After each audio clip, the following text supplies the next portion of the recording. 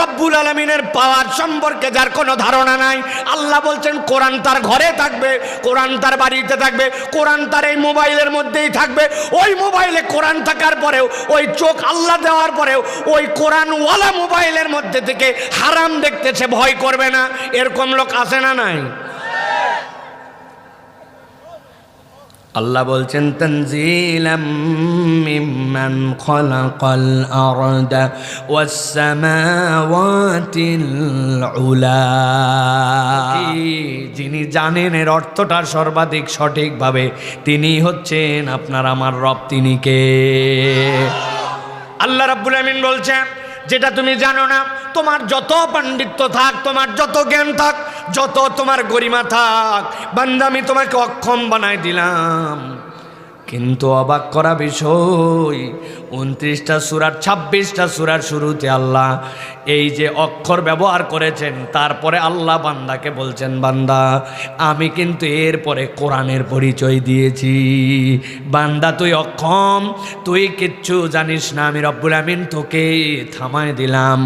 এবার তোর জন্য পথ চলার জন্য নতুন একটা দিগন্ত উন্মোচিত করে দিলাম। আলিফ লাম মিম যালিকাল কিতাবু লা রাইবা ফি ইয়াসিন ওয়াল কুরআনিল হাকিম। আলিফ লাম র কিতাবুন আনজালনাহু ইলাইক। আল্লাহ বলছেন তোকে থামায় দিলাম, তোকে অক্ষম বানালাম, কিন্তু এরপরে আমি আল্লাহ কোরআনের পরিচয় দিয়ে বুঝাতে চাই, বান্দা এই কোরআন ছাড়া আসলে তোকে কেউ পথ দেখাতে পারবে না।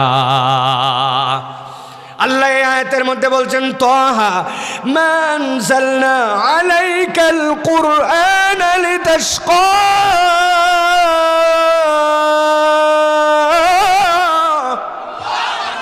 আল্লাহ বলছেন, হাবিব আপনাকে আমি তাহা বললাম, এরপরে আপনাকে যে কোরআন দিয়েছি, এই কোরআনের কাজ কি?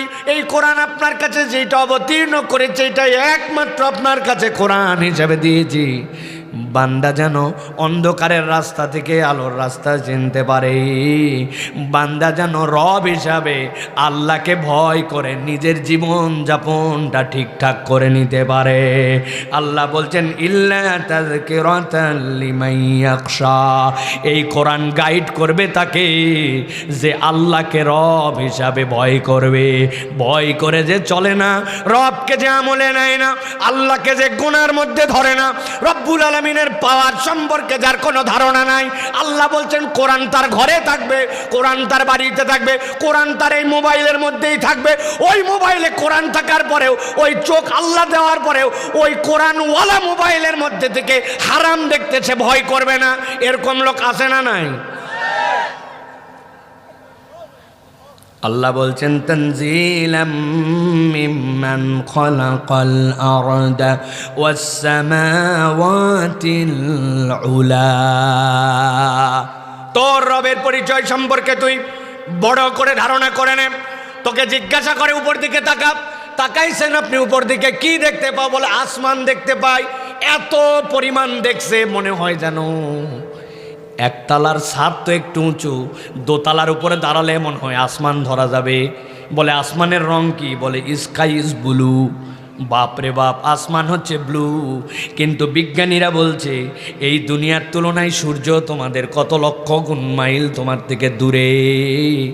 আর তুমি ওই চাঁদ যেইটা দেখতে পাচ্ছ, ওই মঙ্গলে অভিযানের চিন্তা করতেছ, সেইটা তো দূরে। কিন্তু এত দূর পর্যন্ত চিন্তা করার পরেও বান্দারা যত দূর পর্যন্ত আল্লাহ জ্ঞান দিয়েছেন, ওইটা দিয়ে গবেষণা করে বলছে এইগুলা যা বলছে আমরা প্রথম আসমানের নিচে, ওই প্রথম আসমান যে কোথায়, ওইটার দূরত্ব যে কত, মানব কখনো সেখানে পৌঁছাতে পারবে কিনা এটার কোনো গ্যারেন্টি নাই। ওই প্রথম আসমান এত দূরে। আল্লাহ বলছেন, বান্দা তোর রবের পরিচয় চেনার চেষ্টা কর।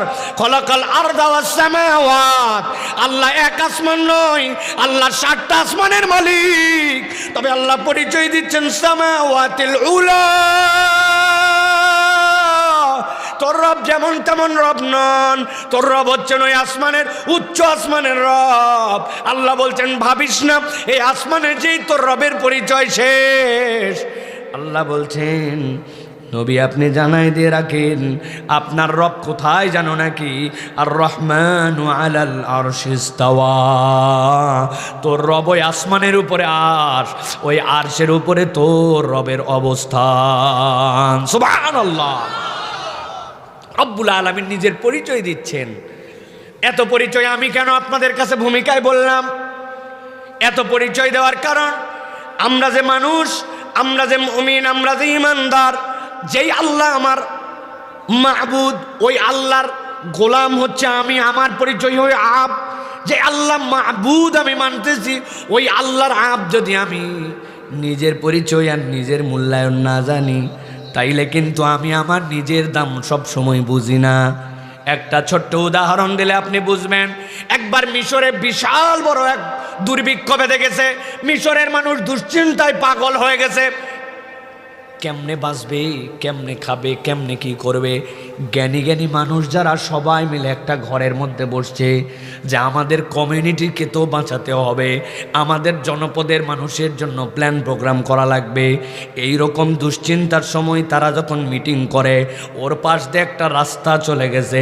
ওই রাস্তার পাশ দিয়ে যেই ঘরে তারা বসছেন, যেই পরিষদে তারা বসছেন, তার পাশে অনেকগুলা জানালা আছে। ওই জানালাগুলা খোলা, তারা ভিতরে গুরুত্বপূর্ণ মিটিং।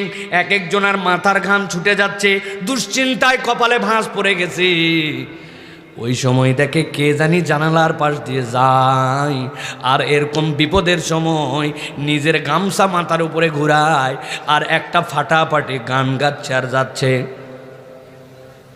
একবার চিন্তা করেন তো, বিপদ আপনার, সাংঘাতিক ব্যাপার। ওই সময় ব্যাককল কোথাকার, তুই গামছা উড়াস আর এইরকম করে এমন গান গাচ্ছিস যেই গান একটা বিনোদনের গান। বলছে ধরতো, এই পাগলাটারে ধরতো। বেয়াদ্দব কোথাকার, হুঁশ নাই, আক্কেল নাই, কোন সময় গান গাওয়া লাগবে তাও জানে না, এইটারে ধরতো। এর দিলের মধ্যে এত আনন্দ কেন? ঘটনাটাকে ওরে ধরে আন। এই বেয়াদব, মানুষজন বিপদের বাজার, তোমার এত আনন্দ আসে কোত্থেকে? তুমি গামছা উড়াও আর গান গেতে গেতে চলে যাও। বলছে কি সমস্যা? আমার গান আমি গাই, আপনাদের সমস্যা কি? বলে সমস্যা কি মানে তুমি কি জানো না? মিশরের মধ্যে দুর্ভিক্ষ লেগে গেছে, মানুষজনের খাদ্য নিয়ে দুশ্চিন্তার, তোমার এত ফুটানির এত গান কোত্থেকে আসে? ঠিকঠাক মতো বলো, মাথা ঠিক আছে কিনা? বলে আমার মাথা পুরা ঠিক আছে। তো তোমার মাথা ঠিক থাকলে তুমি কেমনে গান গাও? জিজ্ঞাসা যাই না করতে, সাথে সাথে বলতে শোনেন, এতই যখন আপনারা আমাকে ধরছেন, আপনার কাছে বলে দেয় আপনাদের খাবারের চিন্তা আপনারা করেন, আমার খাবারের চিন্তা নাই। বলে কেন? বলে আমি যেই বাড়ির চাকর, আমি ওই বাড়ির খবরটা জানি। আপনাদের সবার খাবার ফুরায় গেলেও আমার মালিকের যে গোলা আছে, আর আমার মালিকের যেই জায়গায় ধান রাখে, যেই জায়গায় গম রাখে, ওইটার জানি আমি পরিমাণ কি। অন্তত 2 বছর মিশরের লোক যদি খাবার না পায়, আমার যার বাড়ির চাকর আমি, আমার মালিককে 2 বছর বাজারই করা লাগবে না। এই পরিমাণ টাকা পয়সা, এই পরিমাণ খাদ্য জোগানো আছে। আপনার চিন্তা আপনি করেন, আমি গান গাবো না তো কে গাবে? সাথে সাথে যারা বসেছিলেন তাদের মধ্যে একজনের বিবেক দাঁড়ায় গেছে। বলছে আহারে, দুনিয়ার একটা গোলাম, সে যদি তার মালিকের 1 বছরের স্টক থাকে, 1 বছরের বাজার থাকে, এটা দেখে যদি খুশি হয়ে যায়, নিজে যদি গান গাইতে পারে, আমরা তাহলে কার গোলাম? আমাদের রবকে, আমাদের মাবুদকে। আমিও যদি আমার মাবুদের প্রতি আস্থা রাখতে পারি, তার প্রতি ভরসা রাখতে পারি, আমার তো এত দুশ্চিন্তা করার কারণ নাই।